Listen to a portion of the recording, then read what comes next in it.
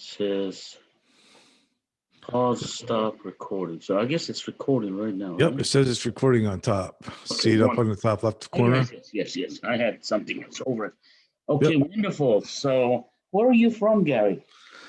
I'm originally from Princeton, New Jersey, but I currently live in Alabama. Ah, is that where your job is? Not really. My wife's family lives down here. My family passed away, so we moved down here to be near her family. Oh, I'm sorry to hear that. Yeah. Part of life, though. It is. Part of the circle of life. And nowadays we're finding out that there's nothing to be sorry about or, depressed about, because they actually right now it's the case. They're moving to a better place. Yeah. They're going to be out of the, control of the negative aliens, and they're just, and it's better to actually start the new career. What I call life basically a career in consciousness expansion. So it's better to get started, because the sooner they start, the sooner they'll be on their way, Mm-hmm. So, absolutely. There's nothing wrong with that. But, there is some attachment that people have, that they grieve, because, you miss people. You miss the energies. Yeah. I think that's part of why we're alive, is to have that experience of loss, right, and separation. I lost my wife almost 7 years ago. And although I was intensely involved with spiritual science, basically what I started calling it spiritual science, and I probably, in a way, sometimes I feel like maybe I neglected her the past few years. Mm-hmm. I was always there. Actually, I didn't neglect in many ways. I did things nobody would do. I would even help her, be her technician. Right. So she doesn't have to worry about getting that next person. I don't want to go through it. It's a big thing. But she moved, and she lost some of her employees because they didn't want to move to that area. And I went there, and I played her technician, and she was a doctor. Yeah. I did whatever I could. Mm-hmm. But some of the earlier things that I had, playing as 100% father and a wife and a husband to a wife, Yeah. and paying so much attention and stuff. I was with God, so I was meditating, or actually, I was getting a lot of downloads. Started getting downloads in 2011 onwards, Wow.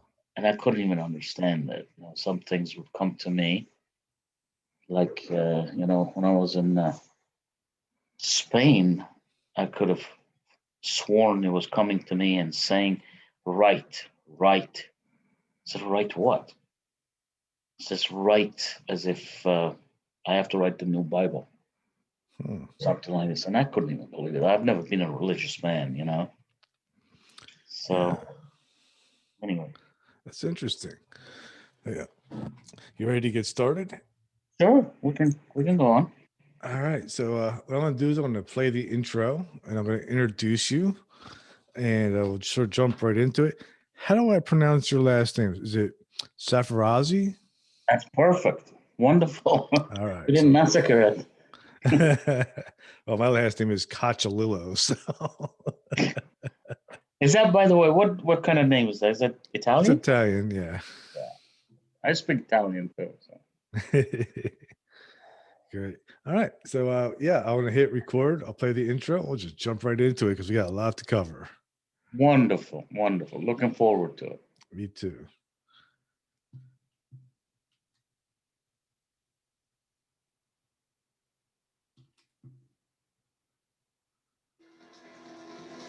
Welcome to Everything Imaginable, a podcast for curious minds from KGRA Radio. And here is your host, Gary Cocciolillo.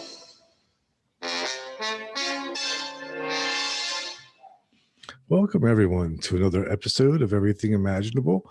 I'm your host, Gary Cocciolillo, and today we have Dr. Sarfarazi. He is a doctor, and his background is absolutely epic, so I'm not even going to go in and try to describe it. But he has a lot of interesting things about multidimensionality, quantum physics, cosmic creation, extended masters, and everything else, aliens. So this is going to be a huge episode. Thanks for coming on today. My pleasure, Gary. Thank you for inviting me. So let's start from the beginning. What got you down this rabbit hole of cosmic consciousness and quantum physics and multidimensionality and aliens? Mm-hmm. Like what started it? Like, how did this begin for you, this journey? I actually have always been, I would consider myself not only deeply spiritual, but not in the way you would see outside the people going there in rituals, and never believed in rituals, still don't. Mm-hmm. I believe the rituals actually, it's a negative alien invention, comes from satanism, Luciferism, things like this. You don't have to do that. Even meditation with all these things that crop up in new age spirituality, so to speak, quote unquote. A lot of them, they need not be. They're sort of nonsense. There's no way to meditate. Meditate, you open your heart, and you open your heart to God, to the 0 point field, and let the energies come in.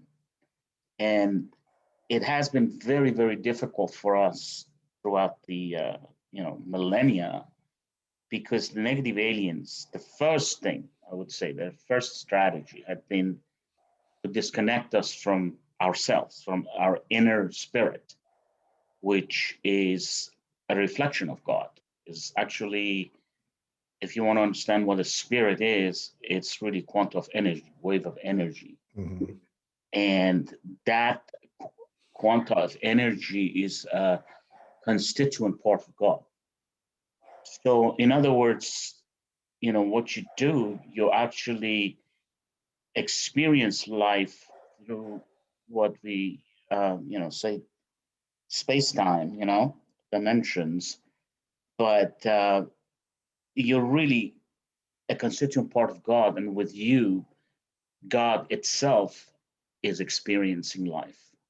Okay. Yes. In other words, God has come out from that. What I call, if you want to talk about God, we can start with that. That's a very good. Okay. Yeah. Let's start there. Very good place to start. The God source is actually a gigantic scalar wave of energy. And what does first of all, what does energy mean? Energy is the impetus to do the work, do any work, give you power, ability to do things, and it also gives you the ability to be alive and to animate. Yeah. Okay, and you have a potential energy. God has had a potential energy, which as an omnipotent being that actually could vibrate between the plus and minus infinity of what you might call time, which actually in metaphysics and spirituality vernacular is referred to as the now moment, everything capital M, capital M, capital O, capital W. So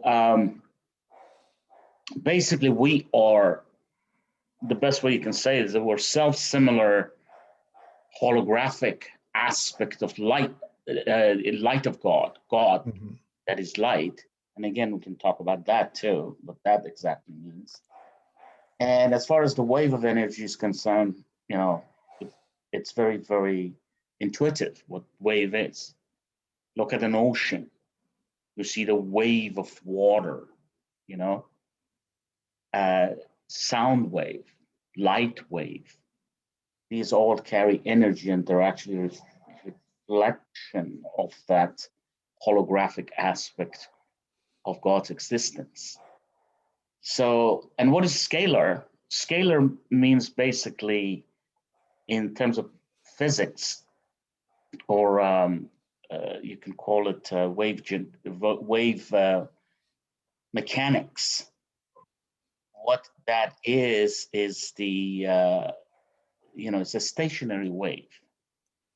So it's a wave that does not it just it can propagate longitudinally without any sort of amplitude, but with infinite frequency. Okay, because if you cut the amplitudes down, it becomes flat, and then the frequency becomes infinite. Frequency are a number of the spikes, right? Mm-hmm. In a wave. So with infinite frequency, infinite energy, that makes God not just omnipotent, but also omniscient, all-knowing. And of course, after that, after the creation, when God, explodes and implodes in itself as to create what we refer to as cosmos, which is really the body of God itself. In fact, if you want to think about it, there is nothing out there but energy. And really, there is nothing out there but God. Everything that you see there are details of God, of constituent part of God. Mm-hmm. You're a constituent part of God as a sentient being. Actually, a Right. very special, unique we happen to be. So, yeah, that's putting it in a nutshell. God is the omnipotent source of energy. I refer to it as God dash source with all capital, Right. So it is the source, is the fountain of energy that not only has the energy or the power to create, it also maintains everything, maintains order within the Mm-hmm. cosmos, which is again the body of God. So is that kind of like the hermetic idea where God is all consciousness, and through its creations is how it becomes aware of itself, it gets to know itself? Well, let me first of all say that the statement that you made, everything is consciousness, is absolutely correct. Because consciousness, people don't, in academia, I mean, I've been in the international conferences on consciousness and presented papers, and I've even talked to some of the sort of celebrated professors from Oxford and places like this, older people, emeritus, professors, and they have no idea what consciousness means. They think consciousness is something that's born in the brain, and which is actually nonsense, because it does not explain, the concept of self, or the soul. Mm-hmm. It does not, by any means, give you any shed any lights on that. No, it doesn't. And so consciousness is everything. Everything is energy, and when the energy is crystalline, highly ordered, just like when you look at the crystals, you know what I'm saying? Yes. That they're everything, all the particles are sitting at the corners of, lattices, So it is very perfectly ordered, and it is also coherent and intelligible. So in other words, consciousness itself represents a sentient being that's able to communicate with other quanta of consciousness energy. And in fact, if you want to think about it, life, our relationships, reality, all this stuff, that's all it is. You have quanta of energy interfacing with each other, interacting with each other, communicating with each other, and giving rise to the advent of reality. That's all there is to it. So I just elaborated a little bit more on what you said that I agree with. However, I do not agree with the Hermetic science, as you said, or I would say it's a cult. It actually goes back to Thoth. And Thoth was a being that was the liaison of higher dimensions to the lower dimensions, like the harmonic universe, first harmonic universe, dimensions 1 to 3. And the Guardian founders created our embodiment, consciousness embodiment, or the form. They have put him here, and he went haywire. He started subscribing to narcissism, selfishness, expansionism, and everything for me, Okay. and me versus we, which is what God professes. And, he became what we refer to as fallen. He fell from the grace of God. Now, Thoth is alternatively known as Lucifer, as Archangel Lucifer.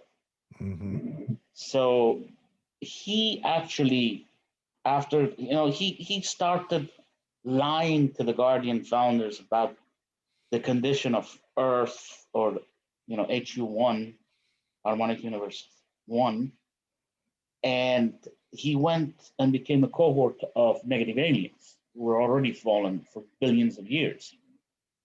And there was such a thing as the Luciferian rebellion, which occurred almost 26,000 years ago, which is actually the inception or onset of the last ascension cycle. On Earth, every 26,000 years, we're supposed to undergo evolution and go to the next higher harmonic universe. Right. And it didn't happen because, and then, adding to that, the Guardian founders had their delegates here who were the Blue Ray Melchizedecs, and they fell. They also did this. It was just too. First of all, the negative aliens had become very, very, very powerful in a way. Of course, the power does not even, compare to the power of God or anything like this. So this nonsense, Lucifer versus God or Satan versus God, is just so absurd, because right now we're seeing that they're running for their lives, Mm-hmm. because now there's a new awareness. There was a call that went to the Guardian founders and reverberated through not only our universe or our super universe, went into the even higher heavens, Right. 7 higher heavens, so to speak. And so they dispatched the Guardian founders, and there was a slew of star seeds and indigos, even some ascended masters, even very few guardians who came and incarnated on the plane. Okay? Mm-hmm. Now you must understand that you have to incarnate to become a part of consciousness, affair of a particular species, society, planetary, galactic, whatever level it might be. You can't just show up. You know what I'm saying? Through let's say the Stargates, portals, or anything, and say, "Hey, hello, I am here." You can't do that. You have to go through the birth transduction, because once you do that, you become part of the community, the population of that consciousness society. And then whatever you do, I'm here. You know what I'm saying? Yes. And, whatever you do, you add to the consciousness of the collective. You are part of it. You're one of it. You are not an outsider. You know what I'm saying? Mm-hmm. There is no magic, white or black. There is no power. There is no control. That's not how God works. That's not what God advocates through so to speak, the law of one, which is unity consciousness, interconnectedness, compassion, unconditional love, empathy, and most importantly, something that the people of Earth have not understood, they forgot about it totally, is the service to others. Because it's been replaced by, so to speak, negative aliens or reptilians' dogma of service to self only. In other words, just think of yourself. Go conquer other people. Take no prisoners. Take all you can. It's a little selfish. Extreme selfish. It's called service to self only.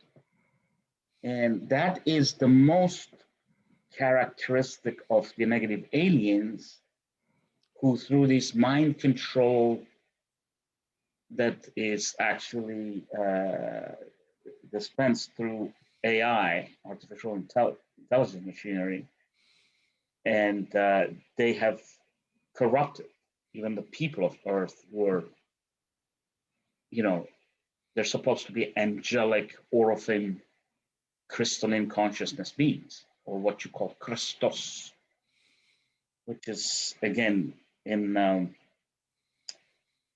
kind of, I don't want to call it hypocrisy, but in religious or whatever, well, religion is hypocrisy. They refer to it as Christ, Right. Christ is the symbol of crystalline consciousness. Christ is an ascended master from that of the pedigree of Orpheum, or crystalline consciousness, or Christos, but they call him the Christ. So anyway, the word Christ is used interchangeably with Christos, or crystalline, Mm-hmm. But we have to get our vocabulary correct. We have to, because you actually express a lot of your energies through word, vernacular. That's why, even in religion, they speak of blasphemy. You must not say something, that you don't mean or is incorrect. You have to weigh, your words. You know what I'm saying? You have to. So anyway, going back to what you said, the hermetic comes from Thoth. Mm-hmm. In fact, there are 12 holographic discs that are referred to as the Emerald Founder's discs. And these have the secret of the universe, at least the 12-dimensional universe that we deal with. By the way, I want to tell you this. I don't know if anybody said that on the planet. It's getting around now. I've written about this for 10 years now, that there are 356 discrete dimensions of consciousness, or space-time. Discrete, okay? And then, of course, about each one of these contours of energy, which you call space-time, you can define infinite number of parallel and anti-parallel dimensions. by virtue of changing the phase angle of quantum spin or vibration. Okay. Yes. There are 356 discrete, which means between these two, you see, the only entity that has a continuous sense of vibration is the God source. You recall I told you that God source is the scalar energy, Right. which is stationary, and it goes between the infinity and positive and minus infinity of time of the now moment as a longitudinal wave without really vacillating up and down, you know? Right. Steady. Exactly. In fact, I just started writing about this. It just came to me because I try to, I think I'm here because of my background in mechanics. And it turns out that when I was a professor, a student, whatever, I was so enamored with certain ideologies, abstract way of thinking that did not earn you a PhD. In fact, I had problems in my exams because I talked too much in my oral exams. Mm-hmm. The professors are sitting there, they've been at it for 30, 40 years, and says, what the heck, answer the little questions we ask you. What are you? You're trying to baffling or whatever. Of course, I had a very good, reputation with them, or I had support of them. But you know what I'm saying? Yes. It's just like answer the question. They didn't want to get into all that. And I was more interested in the abstract thing, like what's heterogeneous, what's homogeneous, what's linearity, what is, in quantum in continuum mechanics. Right. You're definitely going deeper than what they're asking. And I want to tell you this, Gary. It's very, very interesting. It was very, very compelling to me to do that. But at the same time, I was saying, why are you like this? Why are you're weird? I mean, I never thought of myself weird, but other people did. I have that problem too. Yeah, I had a roommate, for example, who was struggling to get his master's, and then I finally helped him and he passed that. But he actually did something very, very drastic to me that I think it was violating my sovereignty to the core. He drugged me because he was fascinated with my mind, and he was saying, "What is going on through this mind?" And he wanted to see how I behave when I'm disconnected from that. And anyway, I thought it was really. I mean, I've forgiven him, but I cannot forget the thing, Yeah. And that was the only time I ever did any drugs. I didn't even know I had the drugs. He put the drops into a cigarette or something. Anyway, going back to this, when I would pass the exam. I would stay home, and he wanted to go out there and pick up girls and have fun. He had a tremendous sexual appetite, and all this kind of stuff. And says, "Come on, take it easy. Let's go and have fun," and all this stuff. So anyway, would drag me to go to bars in the 70s, if you remember disco scene and all that. Yeah, I do. Yeah, and I would engage in talking to a person, and she would end up telling me about how terrible her ex-husband was. And I would, and then he said, what do you care? It was very, very, very selfish, very, very, very self-absorbed. Everything is self-indulgence, And I would have a very good time with him, actually. I say very good time. I would try to make the best of it. And in fact, they would call me back, and they wanted, because they felt like they talked to a human being, or somebody they could talk to, a man. A lot of these women had a very, very negative feeling towards men, which I think they still persist. Yes. because the male, I mean, there is such a thing as patriarchal domination on this planet and misogyny, which comes again directly from negative aliens, because they hate their females. They think that they're good for nothing, just for sex and breathing. And they're actually even ashamed of them because they feel like that their left brain or the right brain, and they're weak. They call them weak, which is nonsense.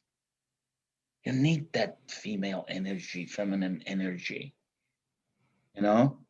Yes. And we all have the feminine energy inside us and masculine. There's no person on the planet who's 100% male or female. I don't care how they look sexy or masculine, or, I don't want to call names, but Arnold Schwarzenegger is beginning to show his feminine sides, And this is a man of brawn, and pumping iron and all that kind of stuff. We actually have a body that is divided into electric and magnetic field. We're electromagnetic beings, which is light. And on the right side, we're male. On the left side, we're female. By the way, male is electric, expansive, transmitter of energy. And female is magnetic, contractive, and receiver of energy. And it all goes back because your consciousness, actually, quantum consciousness, is nothing but torsionally vibrating about God. You sequentially spin back and forth, or clockwise and counterclockwise, on the quantum level. Are you with me? Yep. Yeah. And when you go counterclockwise, you expand away from God. When you go clockwise, that's the electric male aspect. And when you go clockwise, you go back to God. And that's the magnetic female energies. Is that why, like, so a lot of religions wanted people to move away from like a feminine worship, like goddess worship, and more towards like a male patriarch type of worship? Absolutely, absolutely. The reptilians are patriarchal dominators. You have a Tyrannus king, basically, okay, or a male who's the king of the everything. It's his local brood or whatever you want to call it, okay? Yeah. And it's all about strength. It's all about conquest, warring, aggression, all that stuff. Those are the energies they feed on. And actually, when we become aggressive, angry, and which is very rampant on the planet, we're in conflict. And so look at all these wars, for example. That's when they suck our energies. They can feed on that. That's what they feed on. They're anti-life, anti-everything. So whatever we are, they're the polarity aspect of that. Are you with me? Yep. So you're quite correct. Patriarchal domination is something, or male chauvinism, male supremacism is something that's so rampant on the planet, which has also led to misogyny, looking down on females and not giving them their rights. And it's all nonsense. I mean, male and female are 100% equal. And you can't have one without the other, right? You cannot have one without the other. It doesn't exist, Look, the whole way that you come out of the 0-point field is because you split your energies into electric and magnetic. Your electromagnetic, think about one vector decomposing into two vectors, being magnetic or electric. In terms of physics, if you look at that, light physics, these things came out at the last turn of century. They started understanding light is electromagnetic energy and led into later into science of quantum physics, you know. Yes. So what it is that you have it both there. Okay.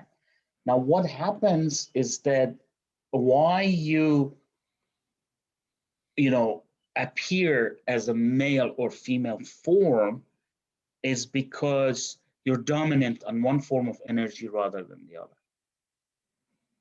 So, for example, you're dominant on the male energies.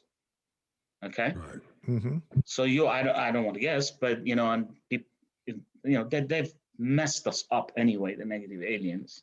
But talking about the organic consciousness blueprint, morphogenetics, the way that God had intended it, or the Guardian founders, or basically the you know the what are the liaisons of God? You know, they follow the same signs. You know, they're the what do you call them? The operatives of God, basically, in a way. So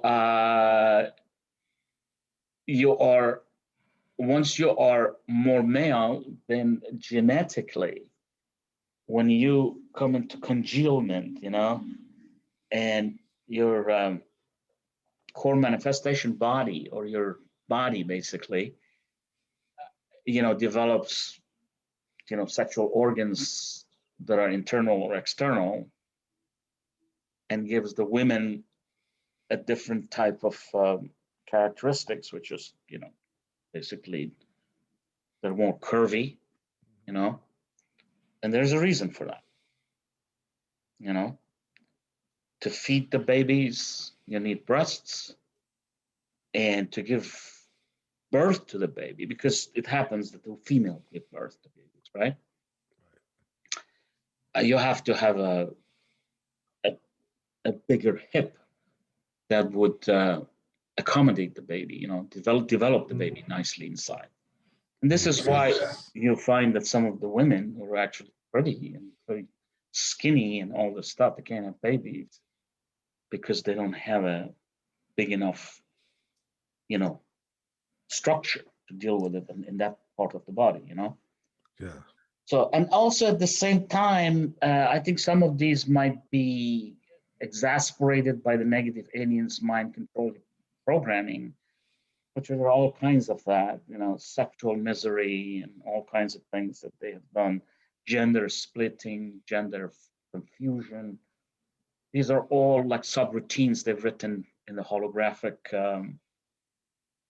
you know, programming that is reflected in the planetary logo, which is the brain of the Earth, you know, which actually is a result of the collective consciousness, you know, Yeah. because we create Earth. Earth doesn't create us. Our consciousness comes together and collectively creates that planetary logo. But the headquarters for that,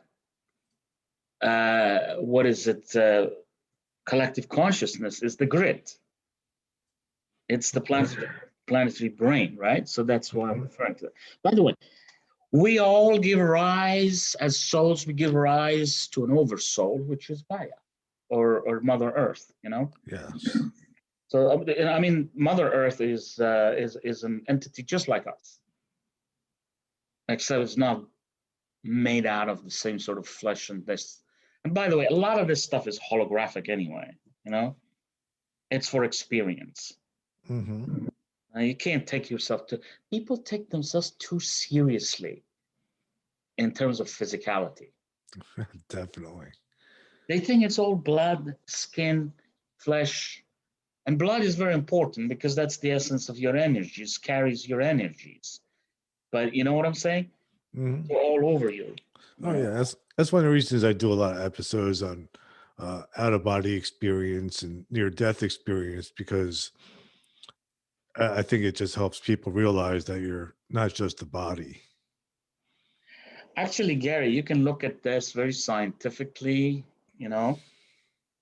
Luckily, last century, certain things came about which sort of they try to kill it, just like everything else. When you come to an awakening that tells you about truly what consciousness, spirit, cosmos, all this stuff is, the negative aliens shoot it down, They don't want you to understand that. They want you to think that you're just some object, physical object, and you're tied into your desires, physical materialization and materialism, Mhm. Read all this stuff, money, accumulation, acquisition, all this kind of stuff. Yeah, it's all Anyway, bullshit. oh, that's the game that keep you going. I know. They've got you mesmerized like a zombie. You know what I'm saying? Most people. At least some of us, yeah. Some of us. No, I didn't mean you. By you, I mean and that's changing. Mhm. I've been actually, providing service to humanity for the past decade. That's when I awakened in 2011. And that was your initial question. You asked something of that nature. Yeah. But anyway, we'll go back to that if you want. But what is it? I lost my thread of thought. We're talking about Okay, we're talking about basically going back to the quantum physics the advent of quantum physics in last century, 20th century. And even Einstein started writing about such things as quantum entanglement and wormholes, Spooky distance. Exactly. And I have a theory. I've never heard anybody saying that, but I firmly believe in it. I think Einstein became too famous as a celebrity and he had to work with the government. He became actually an instrument of the negative aliens, okay? So although he brought some interesting ideologies, you know what I'm saying, about gravity and relativity. Of course, relativity doesn't mean anything. It's nonsense in the overall scheme of things. But he came up with some revolutionary things.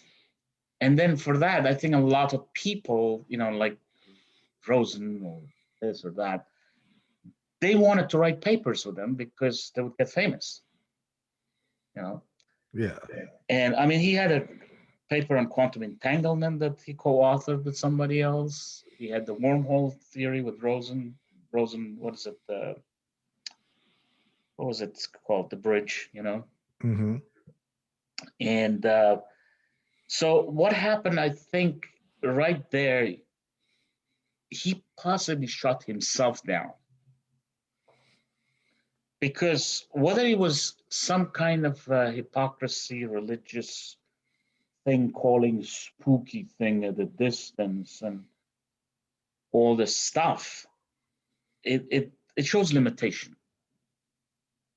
It's like, Right. I'm going to think in the box. I can't think out of the box. I'm not either permitted to do it, or I can't do it because of my, prejudices. You know what I'm saying? Or, which is hypocrisy, basically. Yeah, I think actually my mom worked for Einstein, believe it or not. And my dad also used to, both my parents knew him. And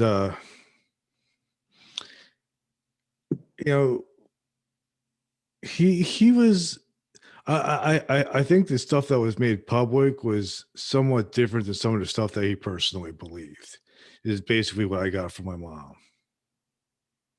I can believe that.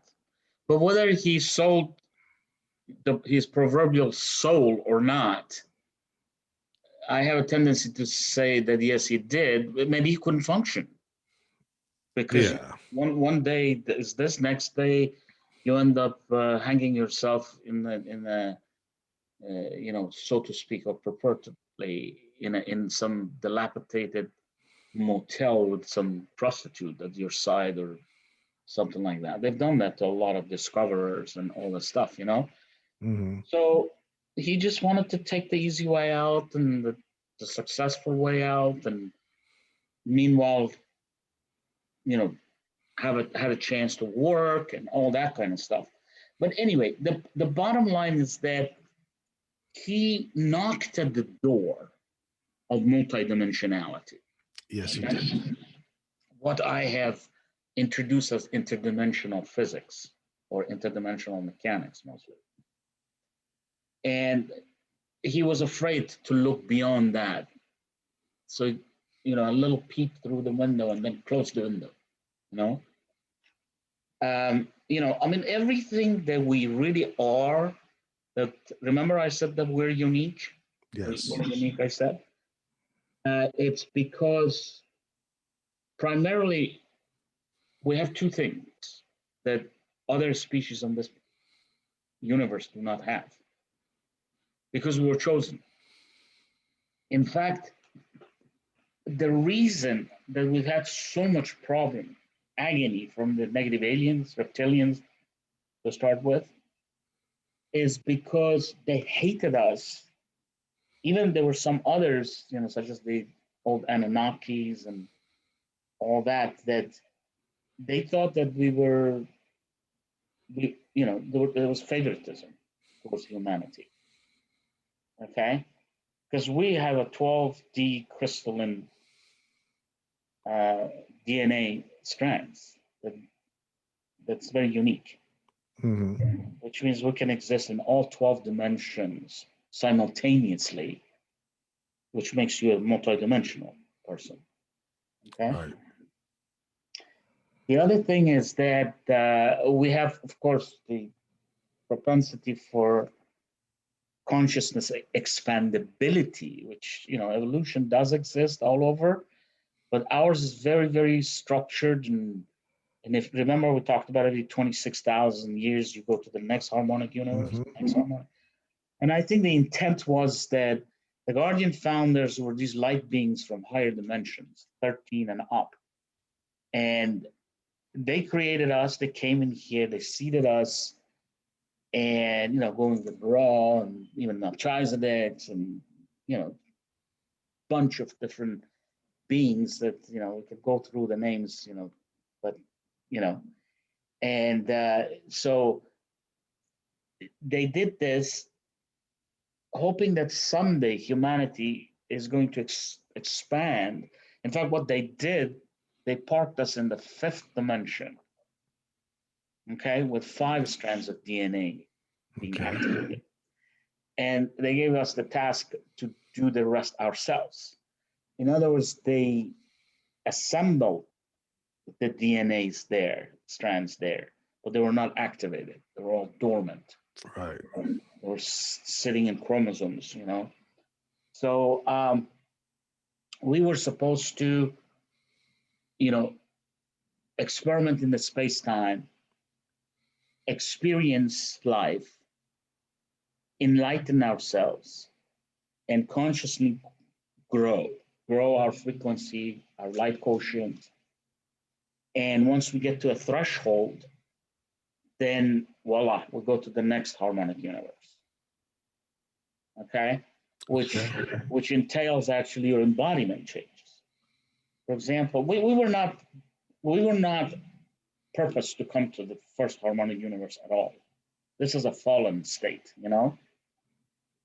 because the negative, the reptilians, they, and even Anunnakis, or hybrid Anunnakis, they had a war with us and they blew up Tara, which is the 5th dimensional Earth.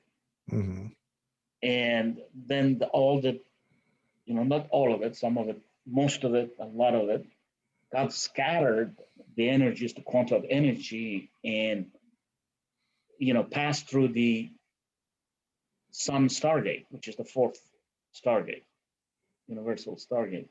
Okay.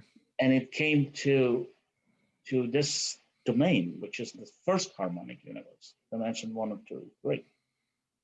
And here's a different ball of wax, It's more dense.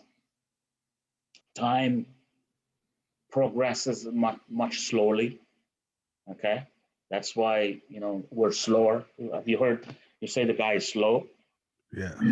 Because he doesn't think too fast. Because time doesn't go fast enough for him, or her. And so anyway, it was all scattered, and then actually created the 12 planetary system of the solar system. So they had to redesign our morphogenetic system and give us a body that would be commensurate with what we have here. Because if the frequencies are too much, it's kind of like your system, basically your DNA system, your brain, everything functions as a biocomputer, quantum biocomputer. And that has a clock speed, just like computers. Okay. Which is your frequency. That's what it means. I mean, frequency is the rate of progression of time, how fast time progresses, which actually, you know what time means actually? Not really. No, I don't really understand exactly what time is even. Yeah, good thing to know. Time is actually very elusive for people in HU1 and even going to HU2 because things are going slowly. You know what I'm saying? Yes. And we say that time is linear. It never is linear. But what happens is that the third dimension is at the outskirt of the cosmos, which is a very expansive cosmos. Domain. Okay. Right. And these dimensional domains, including the holographic, harmonic universes, they exist as a series of nested spheres, nested contours of energy, basically. Time spirals, okay? You've heard that, right? Yes, I have. But you know what that means? Time is very fundamentally, time means the concept or the phenomenon of the spinning of the quantum of energy. Right. And actually, time is bidirectional, not unidirectional. And it gives rise to actually connects to conversation we had before, to the advent of two, what I called conjugate mirrored spacetime existing simultaneously and even symbiotically with one another. Okay? Okay. So basically the spacetimes are created, the main spacetimes, right? Even the other ones. They're created as pair, as a conjugate pair. Okay? One has a fabric that twists one direction and the other one in its opposite direction. Okay? Now, it only looks opposite if you're standing on, it's like a mirror. It's like looking into a mirror, right? So if you look at the mirror and twist something counterclockwise, if you go on the other side, it looks like it's clockwise. Right. So it's only because it's a mirrored aspect of it, it's a reflection of it, it's the opposite of it, or, anyway, so going back to this, actually, I've introduced also the dualism principle of creation, which is not to be confused with the concept of duality. Duality is completely different. We can talk about that if you wish. Duality is negative aliens created that. And to put it very succinctly, it's like evil has a right to exist as good does, and it's not true. Evil is a virus. It's a decay of something organic or good. So it was a freak of nature, actually. You know what I'm saying? Right. So it wasn't actually created. It's not necessary. We could actually live without evil. Well, initially it was not purposed to be that way, right? But you had these negative aliens billions of years ago. They went bad. Okay, they looked and said, well, we're smart. I mean, some of them also were of the status of quote unquote archangels with high frequency of consciousness, and God had given them a lot of, information, knowledge, right? Okay. So they looked at the other people and said, we're fast, they're slow, and we can suppress and oppress these, and we can conquer them and put them into enslavement and imprisonment and all this kind of stuff, which has been the basis of the service to self only mentality, right? Right. And they fell. And they fell. And the way it goes is that there's free energy out there. God's energy is free, right? Mm-hmm. It comes to you in an open loop. An open loop goes between three things, which we call Trinity, right? Electric, magnetic to 0 point, and back splitting into electric, magnetic, and then 0 point. So basically, what it is, you torsionally vibrate, and torsionally means spinning, right? Right. You vibrate, you spin back and forth about God. You expand away from God, and then you come back to God. And Okay. there is a mirrored version of you on the other side doing the same thing. So actually, you have twins. And this actually resolves the problem that we said. Remember, we said if you're a male, you may be 55, 45, 60, 40. Mm-hmm. In energies, you may say, oh, wait a minute, what happened? That cannot be. How can I be in the 0 point field? How can I be a self-similar fractal image, holographic image of God, which is at the 0 point field, energy. Remember, it's a scalar wave. It doesn't have vacillation, positive, negative. You know what I'm saying? Yeah. And when you're saying going to the positive, plus infinity, minus infinity, it's really not plus or minus. It means in two direction. In fact, it's a reflection of the dualism prism Mm-hmm. of creation, which I will elaborate more on. Makes sense. Are you with me? Yeah. So anyway, going back to this, now you're happy with duality, right? I mean, we can talk a lot about duality. Duality has been in Right. mind.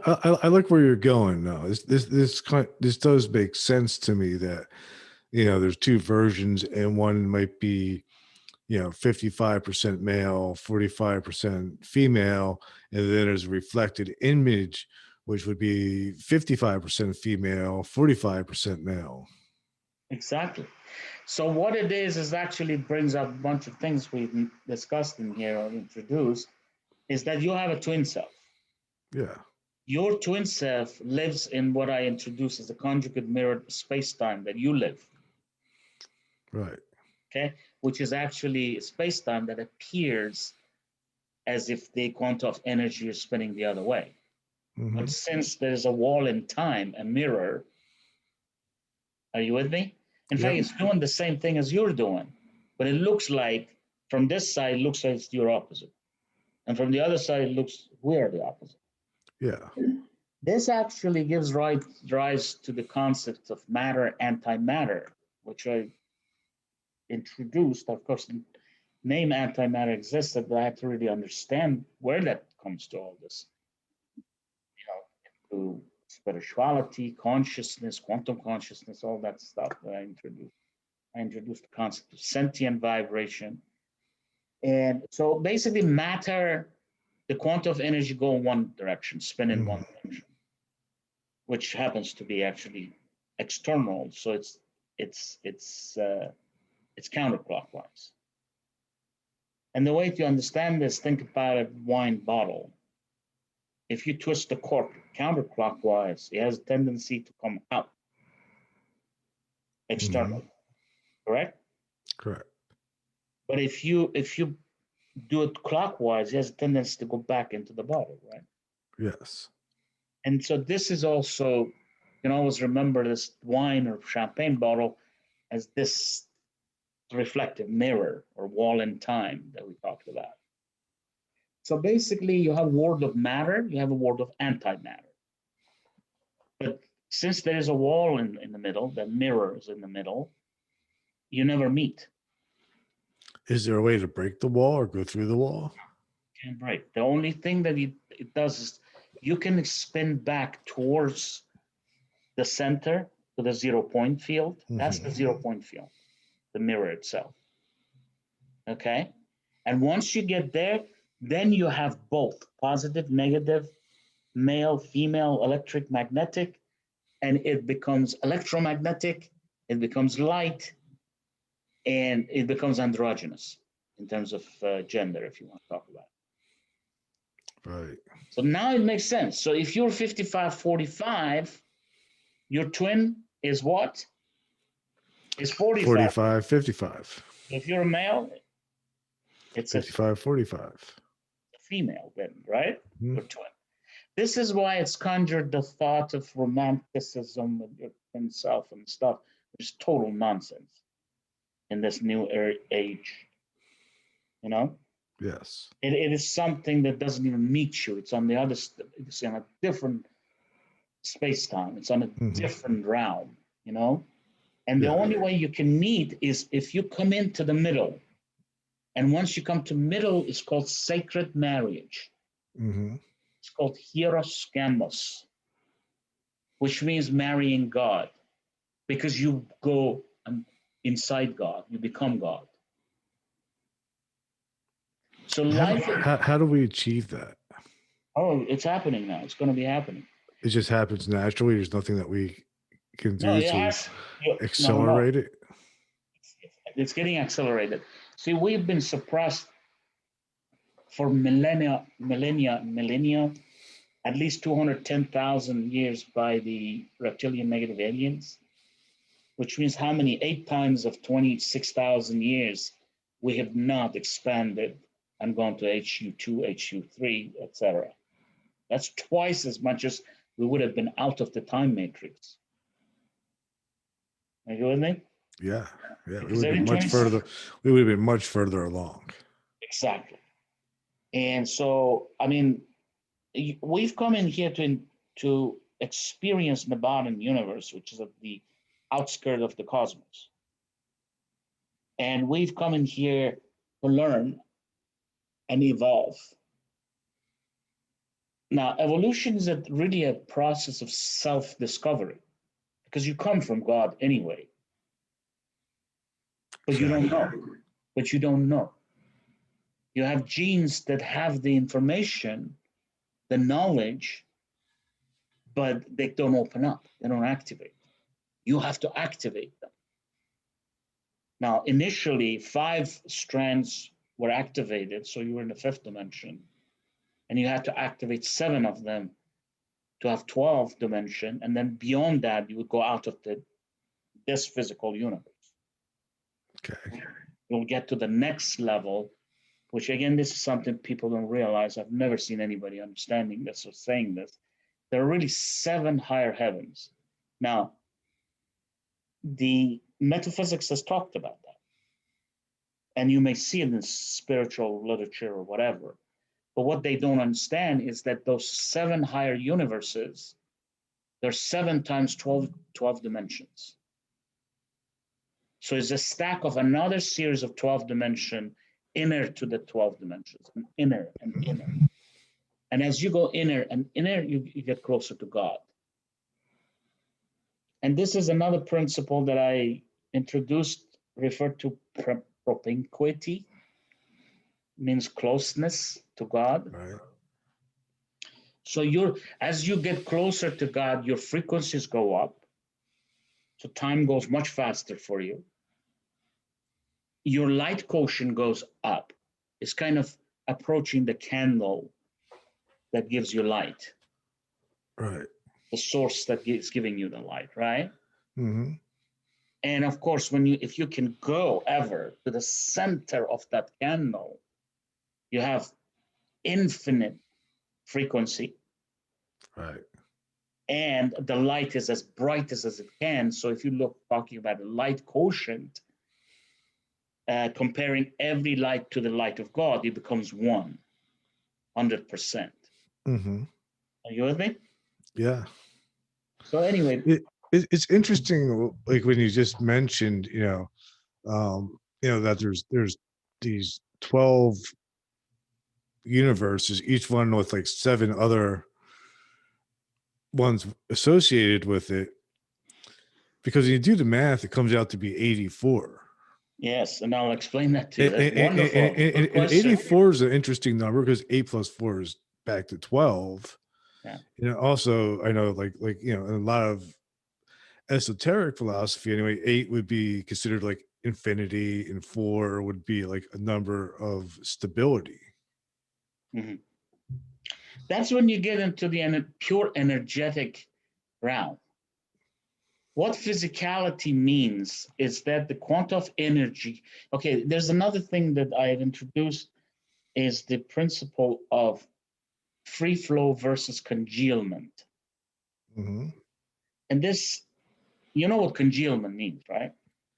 Yeah. Like a coagulation, like you see a scab. Like when you cut yourself, you get a scab. Yeah. And also, you can see, for example, look at the when you have a volcano, that it erupts, it comes in as plasma and then liquid, and then it solidifies. Or even water when you freeze it. Exactly. Congealment means that. Means all congealment means, see, all the quanta of energy, they're always at some kind of a spinning. Okay? Mm-hmm. Now, actually, I don't want to really emphasize that, but if the heat is more, which is the light is more, there is spin faster.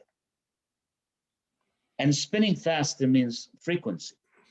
Makes it less dense. It means frequency, right? Yeah. Okay. Now, anyway, so I introduced the concept of congealment. So, and then also introduced the concept of constitution, which is actually right from my thesis. I wrote my PhD thesis on the constitutive modeling of crystalline solids. Not a coincidence. Everything I've done is not a coincidence. Mm-hmm. I think it was all purpose to learn all the stuff and think about them and build on them, build this three-dimensional vocabulary and science and stuff. Someday you can talk to them, everybody, Yeah. This is why all this stuff that even comes through channeling, so to speak. I mean, a lot of them are fake anyway. There's this person, Ayesha Dean or some name like that, brought some remarkable things from the Guardian founders. Presumably, they put her in a cave with a lot of light shining on her, and it raised her frequency, and so it activated all this knowledge in her, and then she came and wrote. But she wrote 2 books that are kind of very repetitive, but introduces a lot of stuff, but does not explain anything very well. Mm-hmm. You know what I'm saying? And even engage into some kind of a cult sort of thing, charging for her sessions, and that one ridiculous thing that she did was copyright, and all this stuff. And why are you guarding this thing? You came here to make money out of this. This is God's knowledge, this Guardian founders' knowledge. Guardian founders care about all this nonsense. Well, it comes to me too. And it's free. You've never seen me charge for anything, have you? Right. No. And it's done lovingly, because that's law of one. Anyway, going back to this, what were we talking about? The congealment, right? Yes. So what happens is that as the light disseminates from the center, which is the God source, the fountain of infinite energy, it starts congealing. The quantum of energy starts congealing, they start vibrating slower. And by the way, when I say so is it like the further out from the source, the slower the vibration gets? Exactly. Okay. That's why when you get to the edge of the cosmos and to our universe, which is we're at the outer skin of the cosmos, then especially in the HU1, right? Right. We are just about the lowest consciousness that there could be compared to God's consciousness. And we're supposed to experiment, self-discover, evolve and go higher and higher and higher and higher. Okay. And once we reach the 12th dimension, we graduate out of this, which actually then we're ascended master. That's what the word ascended master comes from, actually. It is not somebody out of the fourth dimension. Fourth dimension is the astral plane. It's the headquarters of the negative aliens. Okay, so the negative aliens rule the astral plane? They took the astral plane. You know? Okay. They put their headquarters in there. They actually recycle souls through dead. Well, it's stopping now. It's coming to an end. But they recycled our souls through the astral plane and then made us to reincarnate in a futile manner. So we would never expand and go to the higher dimension, fifth, sixth, eighth, you know? So they were just recycling us, using us as some kind of farm animals or energetic batteries to suck our energies, and then they can persist. Because, by the way, I was telling you this, we get the energy from the open loop of God's energy, right? Right. Free energy. When they became when they became fallen, what that means, that entails, is that they got disconnected from God and deprived of this open loop of free energy. So they don't get their energy through God anymore, so they have to use us. Exactly. And if you don't do that, interesting, you start self-consuming. In metaphysics, there's a very interesting metaphor that I recently actually again used it. 10 years ago I used that, but I use it again in a slide about a snake eating its tail. And that's exactly what happens to them, snake as they are. There is no energy, so they have to consume themselves. That's self-consumption until they reach to the head, to the brain, and then they're gone. So in order to avoid that, they attach themselves to the organic consciousness being, which is us primarily, you know, and suck our energy through a variety of means. The most prominent ones are blood sacrifices, because blood carries all the divine energies, spiritual energies, right? Right. And which is through war, okay? Killings, you know, useless killings, and also through menstruation, which actually moon does that, you know? So women menstruate, they shouldn't do that. They shouldn't bleed at all. There's no reason for women to bleed, you know? But that bleed releases some of this energy that they do that. And part of the reason, by the way, you see that this moon, this nostalgia, I just recently wrote about this, is because the moon has a machinery called gravitron, which now they're getting dismantled, but it targets the sexual organs of women. Okay? And you agitate the women become seductress, and the male who are already male chauvinist and misogynist and look down on women, they start chasing women. So there's a game, you know, battle of sexes in here. Yeah. And this is all nonsense. It's all nonsense. It's all mind control programming, you know? So basically, the energy comes through two mechanisms. One is blood spillage, which is called blood lust. And the other one is through sexual lust. Not just menstruation, the whole action of sexual, when you reach climax and stuff, you give out the most potent energy that you have, whose objective is to create another being. You have to jumpstart another being. You know what I'm saying? Yes. So that sexual energies and also blood sacrifices are the two types killing That's why wars are so rampant, and that's why sexual problems are so rampant. You know, the sexual misery programming, everything is all over. But anyway, where were we at? We're talking about congealment, right? Yes. So going back to that, you see how the cosmos is structured, right? From outer to inner. Got it. Mm-hmm. So you have a series of layers of 12 and 12 and 12. You get 7 super universes, which in esoteric metaphysical term is referred to higher heavens.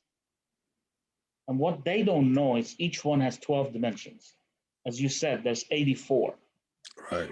Now, if you solve the quantum mechanics equations, you'll find 81. It's a tensor of order 4.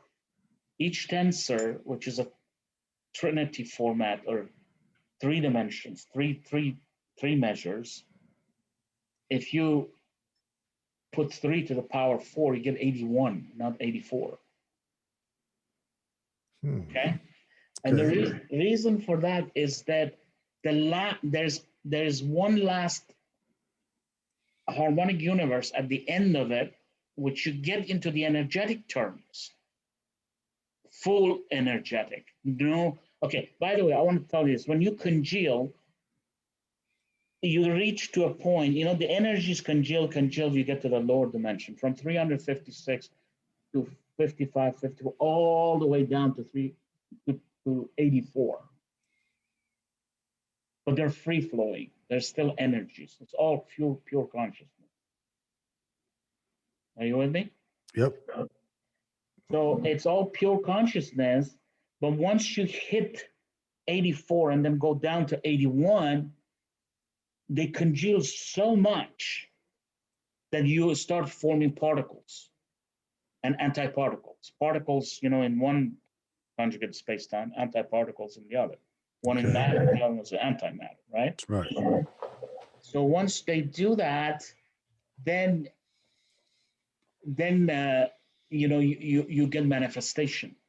Mm-hmm. You get the physical format, something that then you would have to define such thing as touch.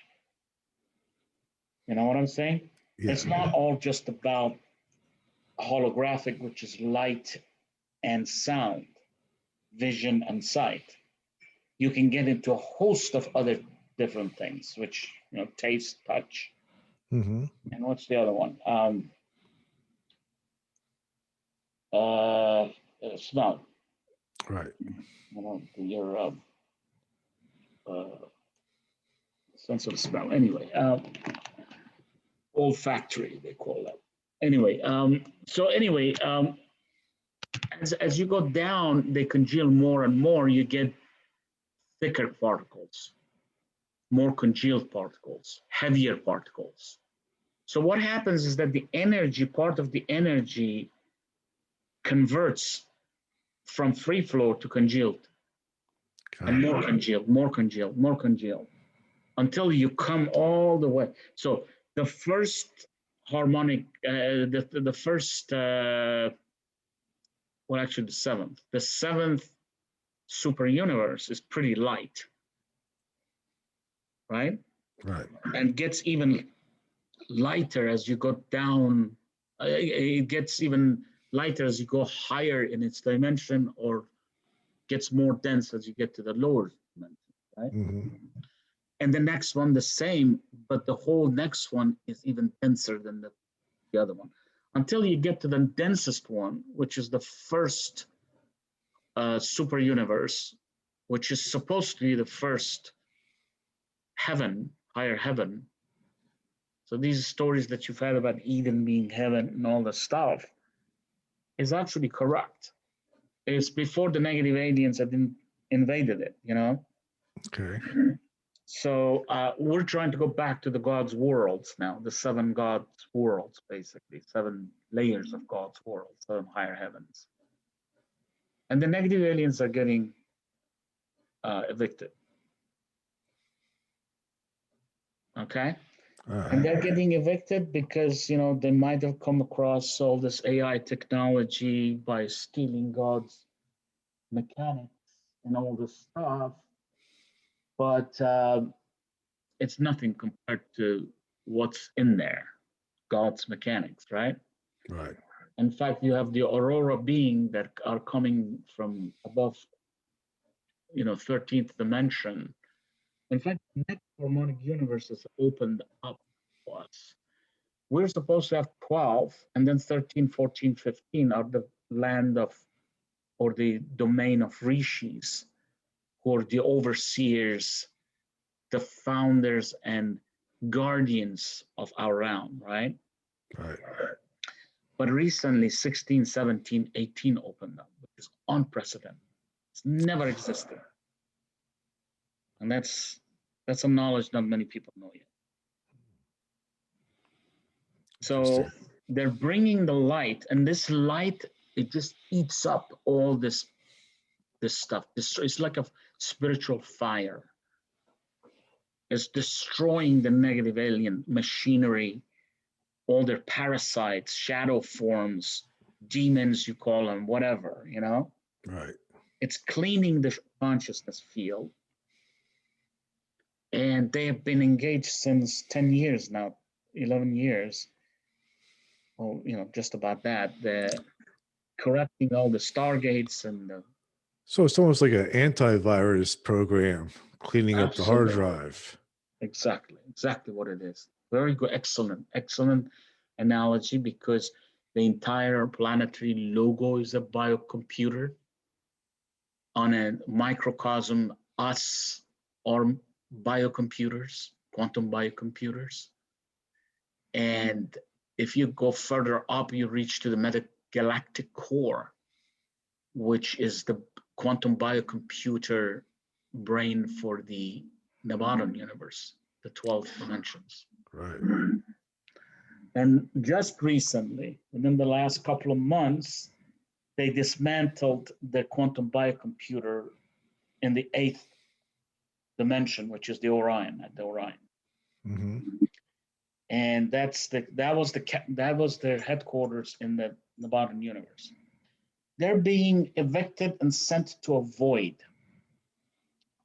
Now, void is void of light, void of solar consciousness beings. So there's nobody to feed on.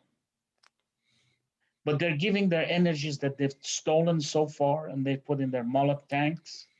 Mm-hmm. And so use it until you self-consume and die and gone. So there's no possibility for them to, I don't know, redeem themselves and come back as creators themselves of something positive?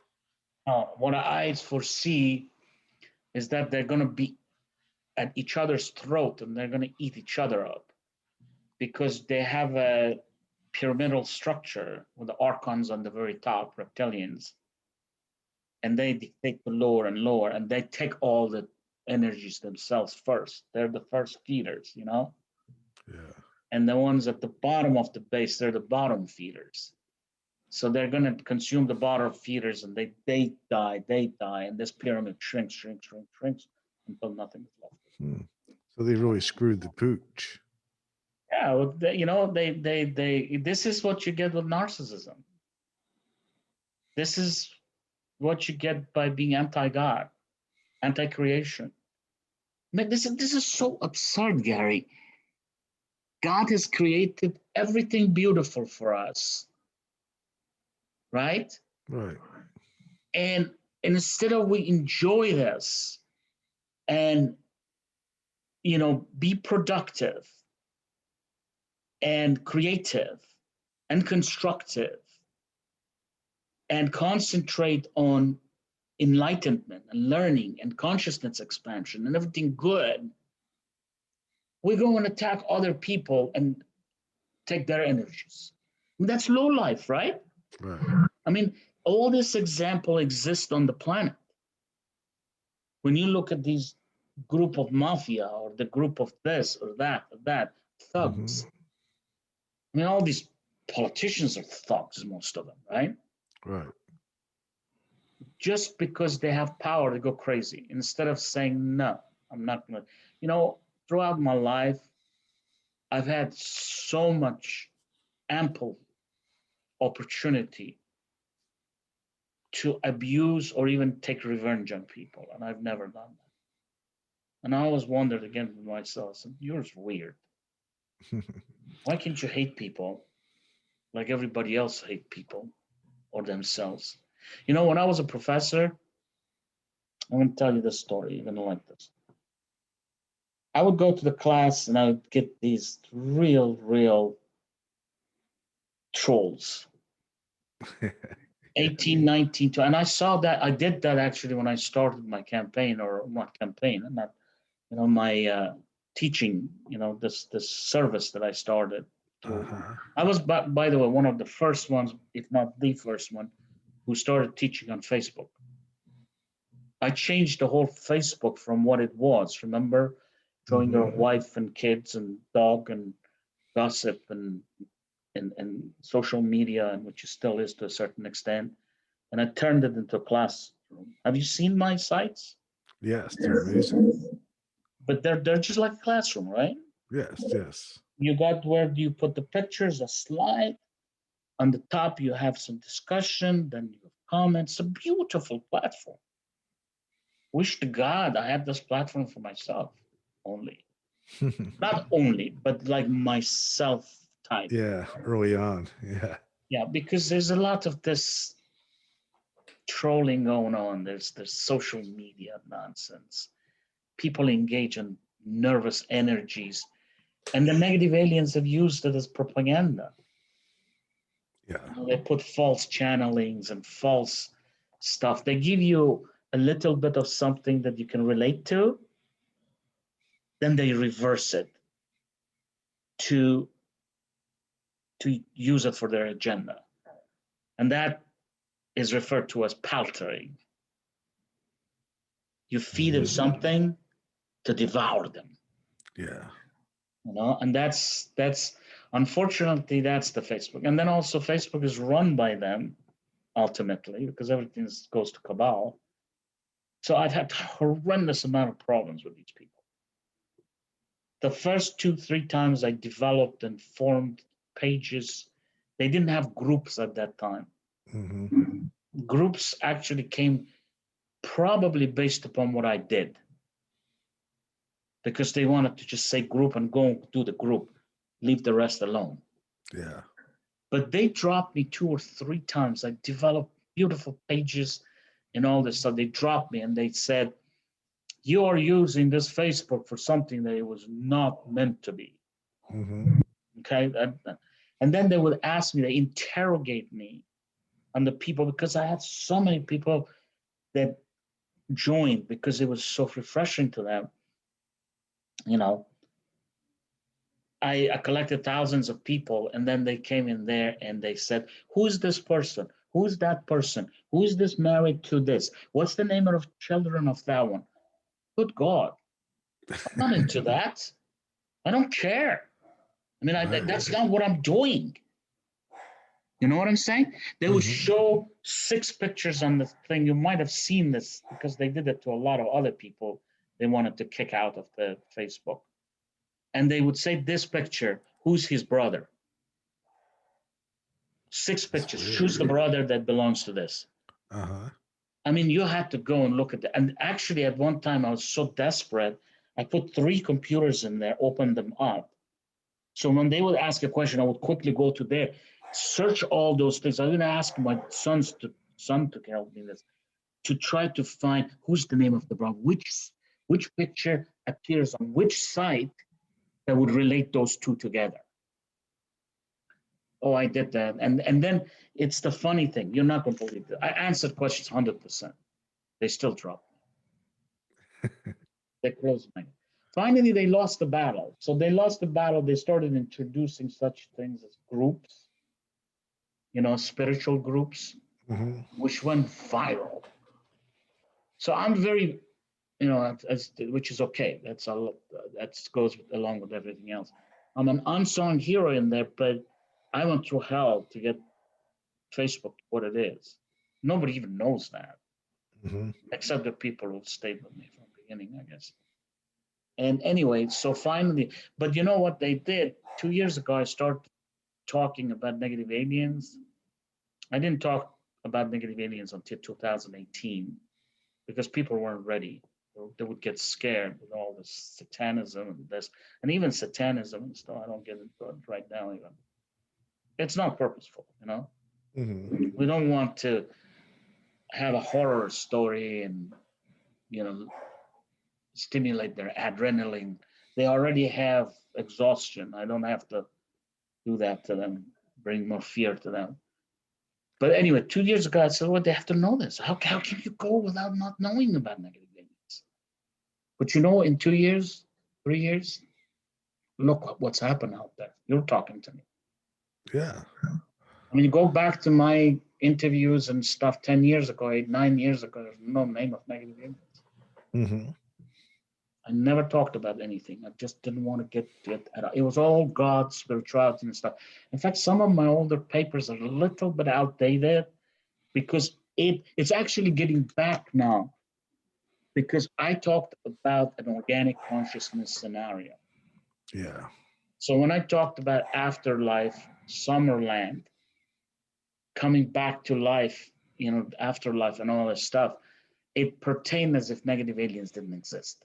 Which was not correct, and I knew that. Right. So, I mean, I just mentioned one thing: the lower astral plane is where the negatives are, and I passed. I went to all the other stuff. If you go back to my papers, you'll see that there's nothing mentioned. Yeah, that makes sense, though. But now they're ready. People are ready. Actually, they're really ready because they have to know. They have to know what's happening to them. Yeah, and people want to know. But there's nothing to fear. There is disgusting stuff that makes you sick to your stomach with pedophilia and all this black magic and sacrifices, trafficking, abductions, genetic mutations, and mutilating actually bodies, and even carnage, you know. Their bodies sent off planet for food, for meat. So, but you know what I'm saying? They're all ending. Yeah. Now that they're here to, they've corrected the consciousness mechanics, which is energetic.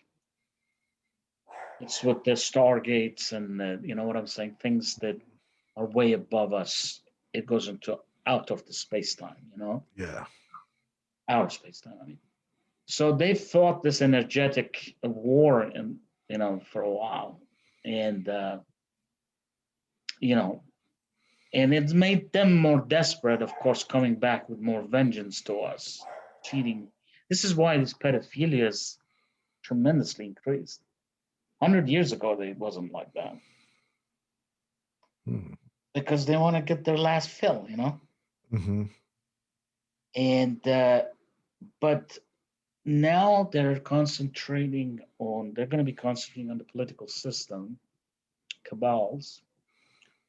You're going to find next that the Vatican is going to fall apart. You're going to see Pentagon is going to fall apart. You're going to see that Pentagon is going to be the last one, but you're going to see the financial meltdown, which they've talked about it since 2000, maybe 2000, definitely 2012. But the financial district in England, which is one of the three main headquarters of the negative aliens or the cabal. There's Vatican, there's that, and then there's the Washington, D.C. and the Pentagon. So anyway, I hope I have answered your question, my friend. If there's something we touched on, and that was really interesting. So I have one more question. Like, once everything comes apart, like, and the cabal comes up, down, will there be like a restructuring or reordering of society or of this dimension? It is a very, very difficult task actually for the negative, for even the Guardian founders, because energetically in their domain and all this stuff, they can do whatever they want to do. They can use their power fully, but according to the law of non-interference, you can interfere directly in the conscious affairs of a society, Mm-hmm. of a species. Remember, I told you can't even reincarnate. You can't even incarnate and say, "Hello, I'm here in full body." Right. You've got to go through birth transduction. Mm-hmm. So that's would be the problem. Now, on the positive side, there's a lot of indigo, star seeds, even as I said, ascended masters and guardians, some that are in the body. Okay. Mm-hmm. And they've reached that mature state and state of also awakening now to do something. So if they go something and do something, although it might be guardian founders or whatever, but it's not them interfering. You are part of the system. By the way, when you come in, you can't fully come in. When the guardian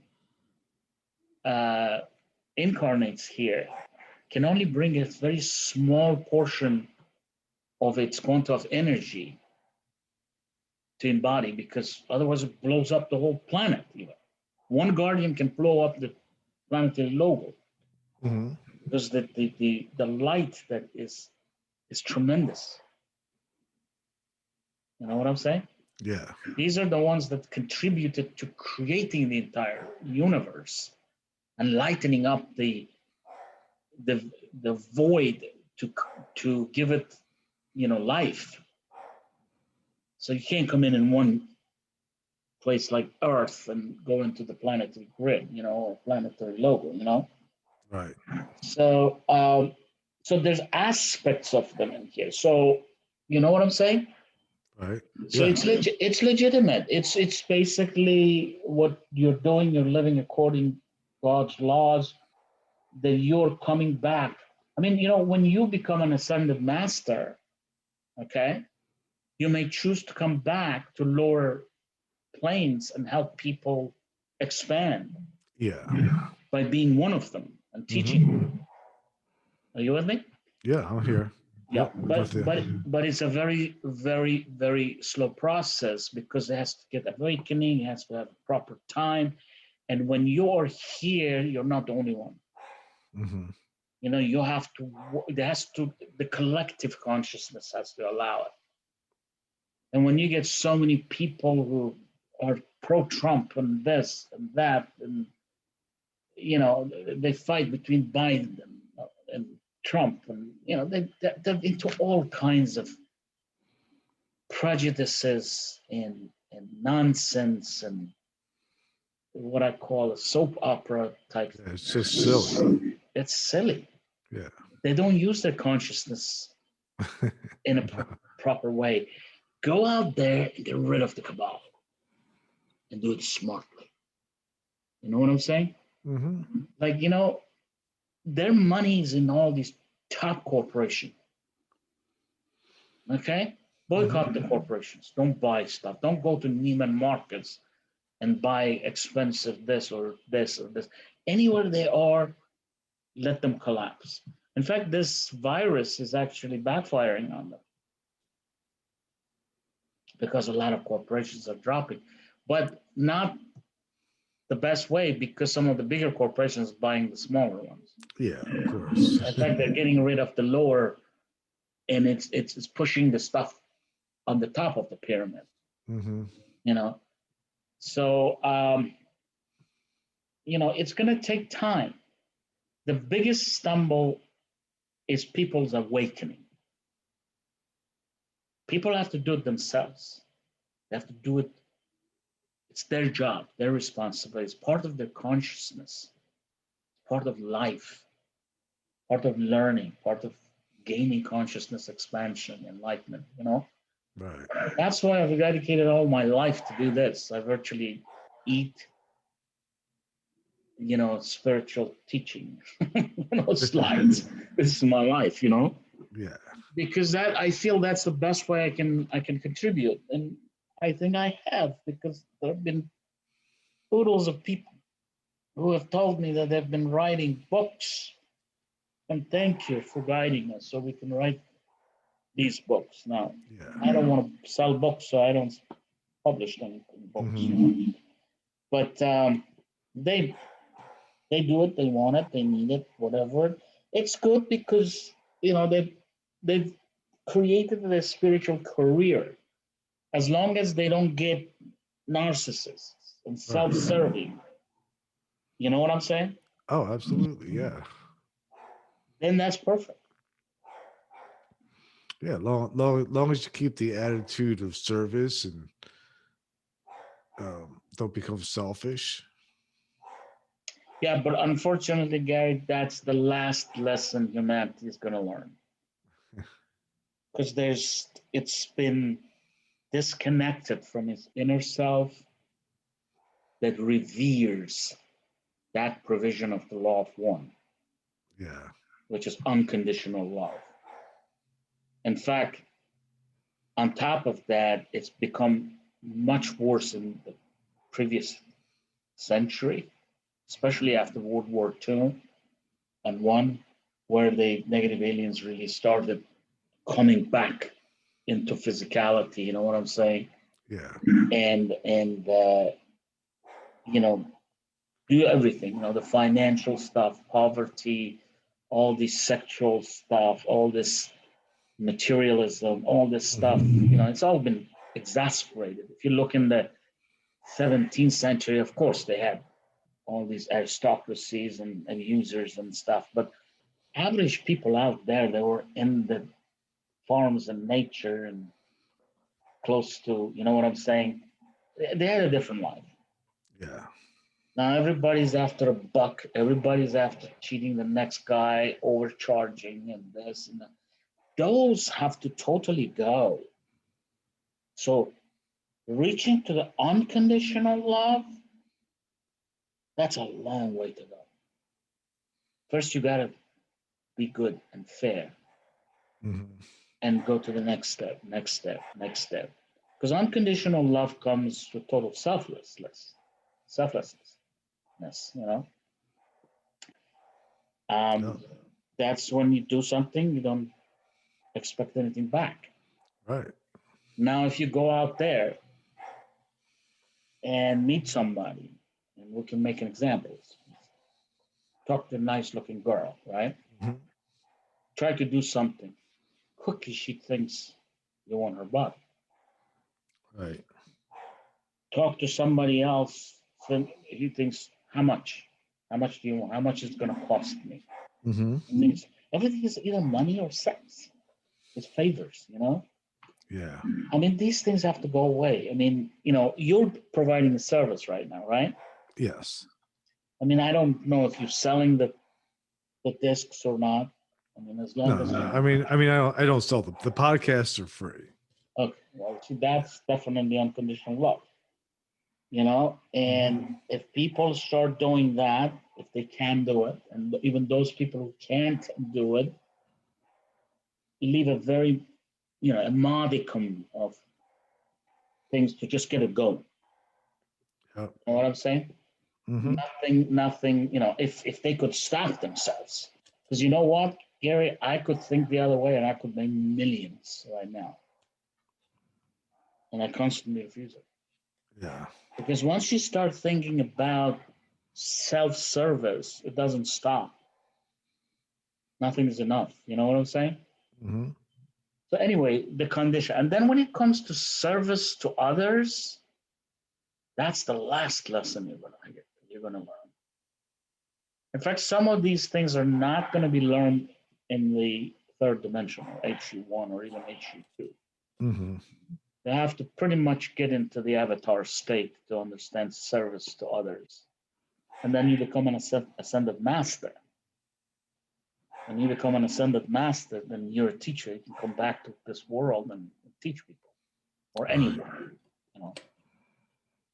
So unfortunately, I see that I have hundreds of people have written to me and said they would do anything for me, and da da da da da da da da da da da.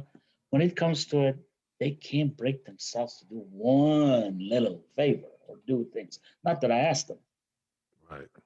Even when I mean, just recently, for example, the only person that I ever talked to about this, because I thought she impressed me at the beginning when she came to my thing several years ago.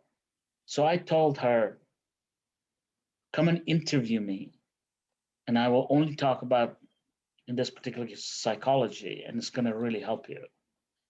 She got her master's based upon the information that she gathered. And she talked to me at that time. I said, that's fine. And I thought she's going to get her PhD through this. But she's just going to bring her back and really read the stuff, because I have an extensive amount of things. And I mean, I still have 200 plus papers to publish right now that are written, you know? And so, I mean, it's getting to a point that for me, it's keeping track of things. It's getting difficult, you know? So, I mean, I thought, you know, they don't get discouraged. They come in and read the stuff better and stuff like that. Once you do this, that goes to their head. As if I'm going to get something out of this. I could just go and start looking at the camera and start teaching on different subjects. Start from God's source. Go to creation. Go to cosmos. You know, or start with energy. You know what I'm saying? Yes. I don't need anybody. I don't need anybody. I mean, it's more interesting when you talk to somebody and they can bring things that's more important to them, and it's good to answer questions. It's very good. Yeah, absolutely. But you know, the first thing, unfortunately, when I have interviews, there's so much I have to say that they connect to each other. You know, if I don't say this, you don't really get the. You know, I hope it's been useful for you. Oh, absolutely. I'd love to have you back again. But, you know, the people have to be patient, because, I mean, it would be nice actually getting to those series of things, because then you can concentrate on one subject only. Yeah. Just talk about transhumanism. Just talk about sexual confusion. Just talk about this type of mind control. Maybe once talk about mind control programming, how it's affected us, and then go to specific things. Yeah. You can have at least one program just on Moon, one on Saturn. And I would say you can have 3 programs easily on Moon. Right. Well, you're welcome back. You're welcome back anytime to do any topics you like.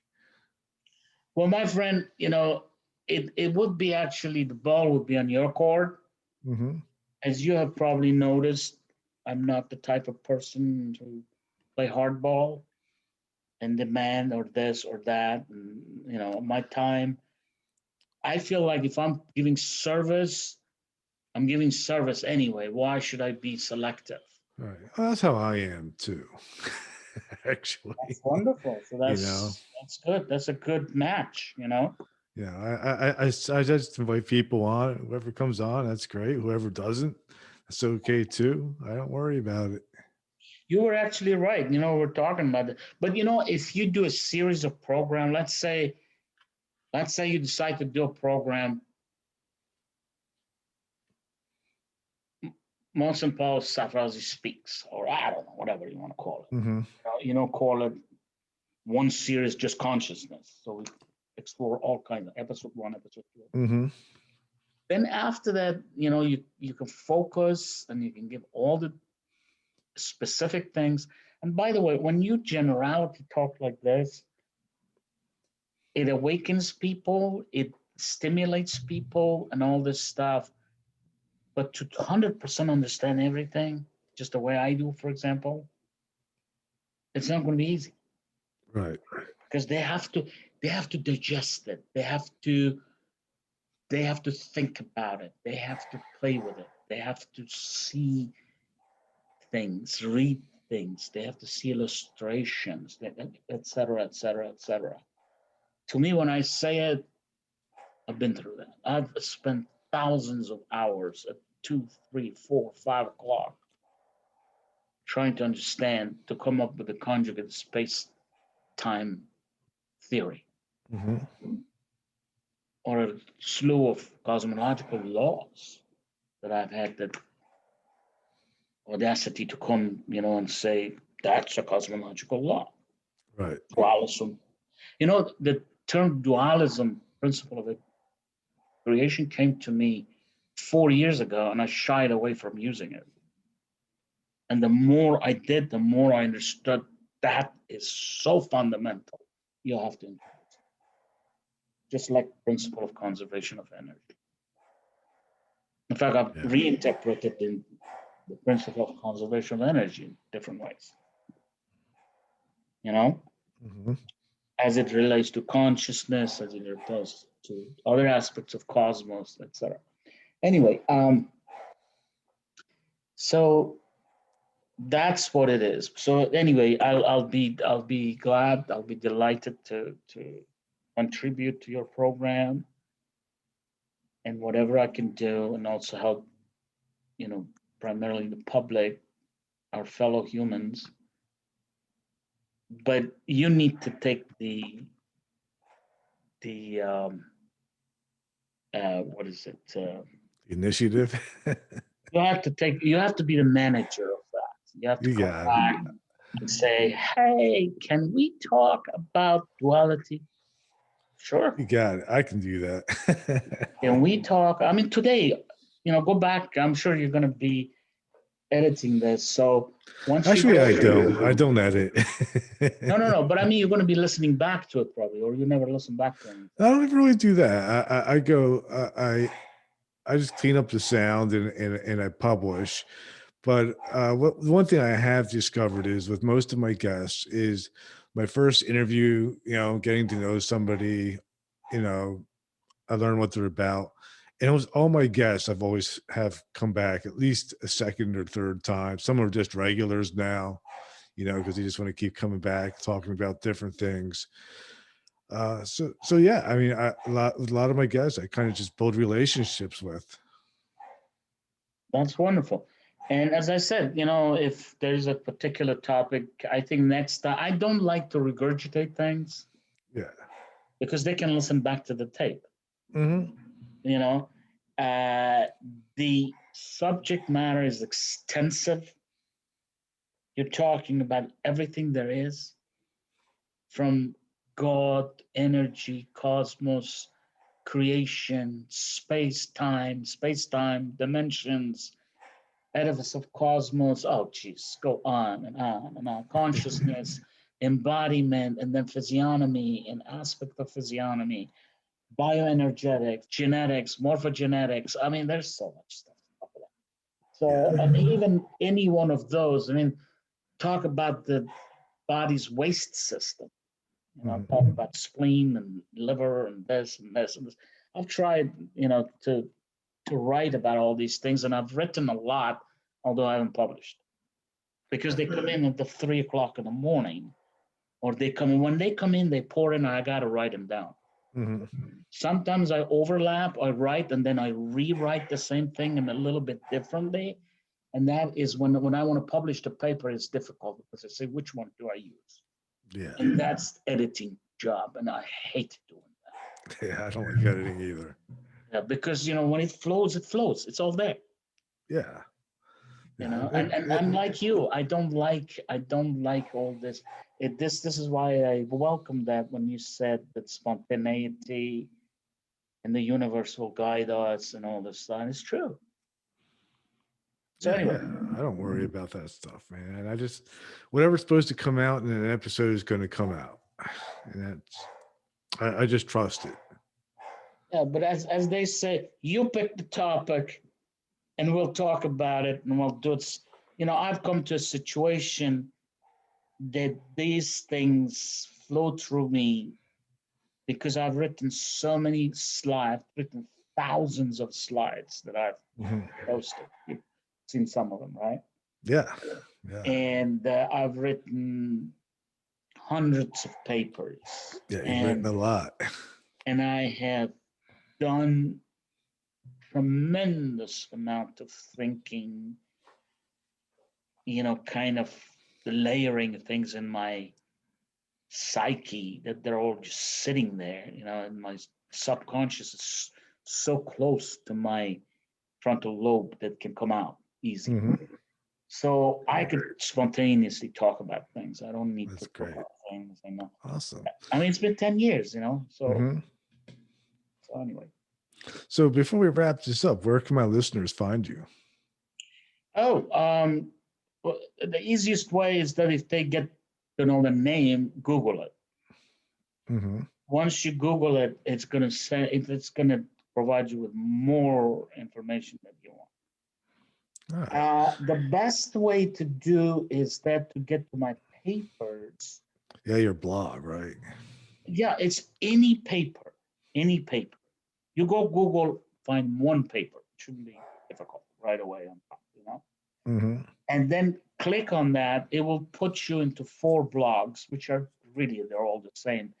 They're really, I use them as our archival. I don't use them as blog per se, because most of the stuff is on Facebook. I do it sort of a dialogue between, with people. So when they go there, it says papers on mechanics of cosmos, papers on consciousness, papers on human genetics, physiognomy, etc. People, papers on soul body vibration. I don't know. Okay. So there are like menus. You click on that. It has a series of links in there. And the links are all titles of the papers. So you choose it and you say, okay, I want to talk about quantum consciousness. I want to understand about matter, antimatter. You know what I'm saying? Whatever. Right. Click on that. You go to the paper. It's right there. Free, easy. So those things, some of those I'm trying to change. I don't have time to do any of that stuff. I have no time for re-edit. I don't need re-editing, but you have to make things more user friendly and stuff like that. Yeah. You know what I'm saying? Yeah, I don't have time for that. I don't even have a website as such that has interesting, sexy pictures and attracts people and animation and this. I don't have help. Even help takes time to work with them. Right. And I'll tell you something. I wasn't giving interviews again, and I stopped going to the conferences until this year. And it's coming to a situation that you have to interface with people, because some of the stuff I may not be able to even publish them fast enough, but I can give them this. And by the way, not everybody reads, okay? People have disabilities, and people have bad eyesights, and people, and they've written to me also, please publish, please write the books. We want to have it in our hands, etc. So, but everybody likes to hear or video. They love that. Yeah. They're used to watching movies, and stuff. So it comes very natural to people. So I decided to do this. Otherwise, I wasn't doing this, Gary. If you had asked, and I had a bunch of people last year I just rejected. Now, once you start doing and appear, people keep coming. Oh, yeah. Like this month, there already been like 7 requests or whatever. So, you know what I'm saying? And I'm going to do it, because I say, you don't publish papers, you're still doing something good. You're helping people. Because I don't have agenda, So anyway, going back to what they can do this, find any of those. I mean, you can go to wordpress.multidimensionalconsciousness.com, but don't worry about remembering anything. Google the name. The only thing you want is my name. Mohsen. Well, what I can do too is I'll post a link to it in the notes of this episode. So when people are listening to it, they can just go right into the notes and go there. And that'll be a good starting place for them. Yeah, one thing you could do, Gary, and you don't need me to send you, but on academia, I started also putting papers because they're the PDF versions. Mm-hmm. Because I used to put them in JPEG, like page on WordPress, and now I started actually giving them the text. Yeah. Okay, so hopefully they don't abuse it and they go and cut and paste and publish and things like this in their name. I don't even care if they, they shouldn't really do that. That's stealing, Yeah, it is. That's plagiarism in a way. But anyway, because they don't even understand what they're doing. People who do this, they don't even understand what they're doing. They just copy. Mm-hmm. So the thing is that if you go to one of my latest papers, let's say the Moon paper, I think the Moon is, or whatever, one of these newer papers, within the past couple of months, 3 months, whatever. You go in there, I started introduce, I put all the links, or you could just go to Facebook and find the link to all my things. By the way, if you notice in Facebook, I've started sharing them everywhere because I can't keep track of the people who will join this group versus that group versus that group. So I share it. If you're in this group, you're going to see it. If you did, before I had them specific, I still post them. I do that too with my podcast. Every morning when I post a new podcast, I just have a ton of Facebook groups that I post in until Facebook won't let me post anymore. Well, these are my own groups. I don't Mhm. post in other people's groups. But what I'm saying is that if you just give them the one of the Facebooks, either Micromechanics of Cosmos or Multidimensional Consciousness or whatever, they get access to one of the Facebook, Mm-hmm. and they get also, if you can give them the link to the multidimensional WordPress.com, Yeah. they can go there. And also, if you find one of the papers on academia and put it on academia, they have all the three sources that are major sources. Yeah, And I can then do that. they find their way. They find their way. And the multidimensional consciousness, or any of those four blogs, basically, I didn't mention the name of the other ones. Mm-hmm. They have that same menu on the top. Papers Yeah. on, papers on, papers on. Once they have that, they have it. It's up to them at their pleasure to go and click on whatever they want to read it. Hopefully they will. Awesome. That's great. Well, thank you for doing everything that you do. And thank you for taking time to speak with me this morning. And it's been a pleasure. My pleasure, my friend. And anything I can do, don't shy away.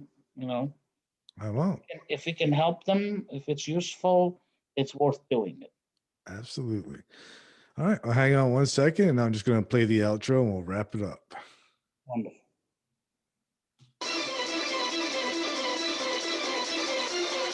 Thank you for listening to Everything Imaginable on KGRA Radio.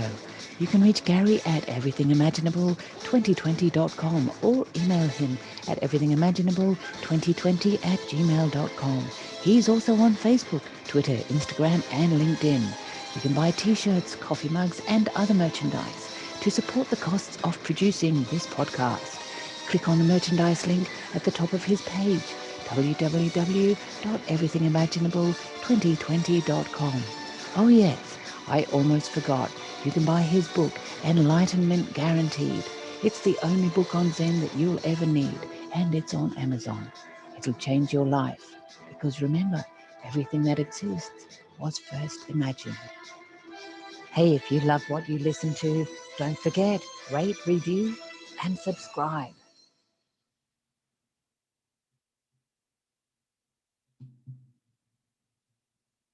All right. It's a wrap.